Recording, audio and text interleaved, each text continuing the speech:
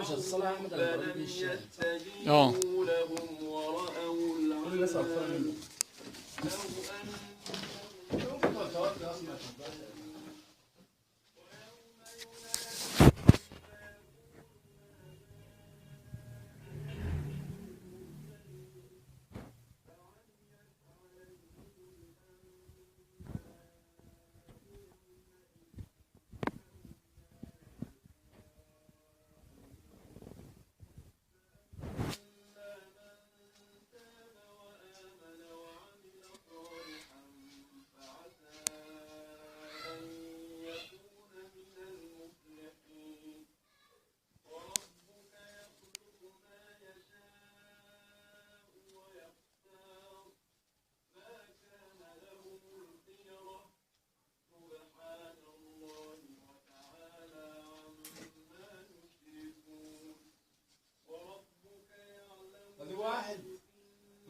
الاسلامي راح يشتغل في المحل. عارف المصعد دلوقتي لو كان جالي بقى كنت ظبطت له المحل. ما كنتش هتجيبني معاك، وما كنتش هتكلمني اجي لك. هو بقى كده هيسمع، هو كده هيكلف نفسه.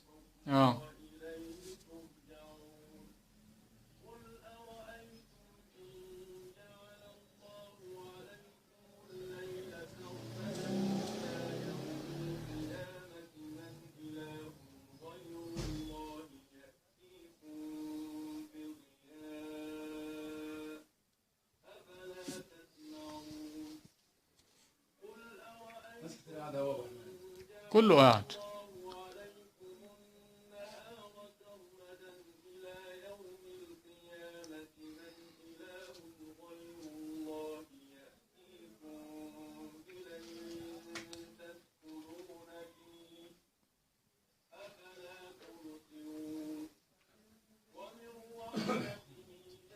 بتوع الغاز والماء والنور يلفوا احلى. ايوه تلاقي حد يفهم.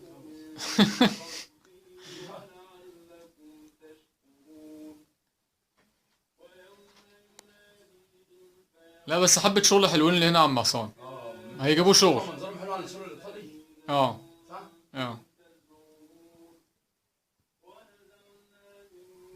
انت عارف بقى تكتبها يا احمد عصام فيصل للفن الاسلامي. ماشي يا حاج. باش زي عن الفن. مكتوبة قبل ما تنسى. كانت حتت هنا برضه عايزين يصوروا.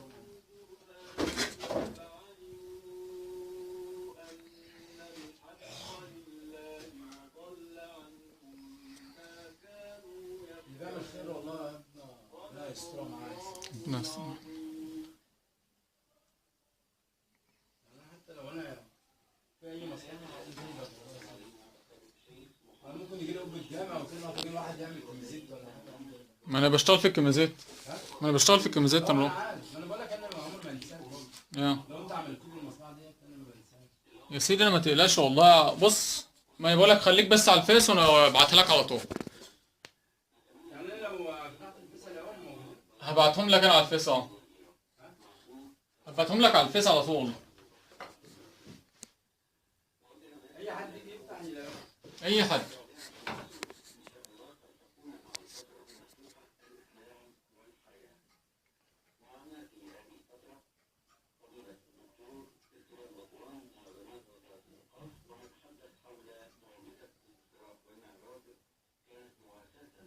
طبعا انت مثلا لو دخل على الفيس يلاقيني بدل ما يجيب دول يقول لك جبت بقى من المره.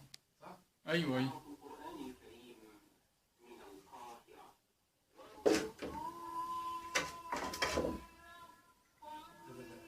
تعبت نفسك يعني. جبت كل حاجه اهو عشان ما يبقاش لك حجه بقى. السقف. السقف جبت الحتت السليمه. ظبطت لك الدنيا يعني، جبت الحته السليمه. بس انا عامل صورتين عاملين يعني.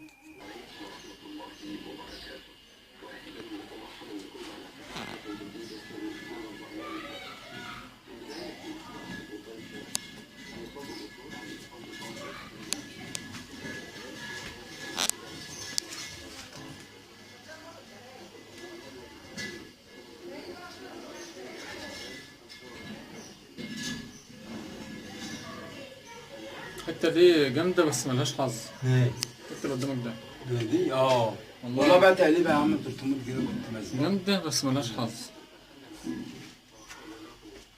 بعد 300 جنيه والله كنت مزنوق.